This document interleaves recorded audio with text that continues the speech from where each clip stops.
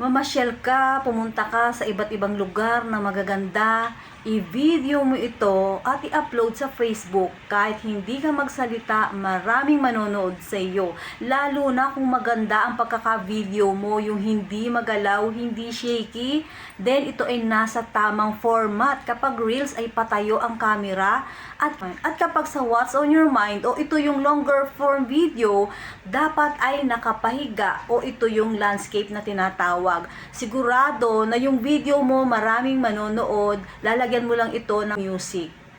Yan po ang napansin ko sa dumadaan sa aking wall na kapag iba't ibang lugar ang pinupuntahan, napakadaming views talaga. At meron nga akong kaibigan na si Noemi Casansis, napansin ko yung video niya, napakaganda nung kuha ng camera niya, ang linaw-linaw, then hindi shaky. At ang daming views ng kanyang reels, nakakatuwa. Yon ang isa sa magandang i-content. Ako naman, paano ko makakapamasyal dito sa Pilipinas? Para makapamasyal ka sa iba't ibang lugar, kailangan mong gumastos.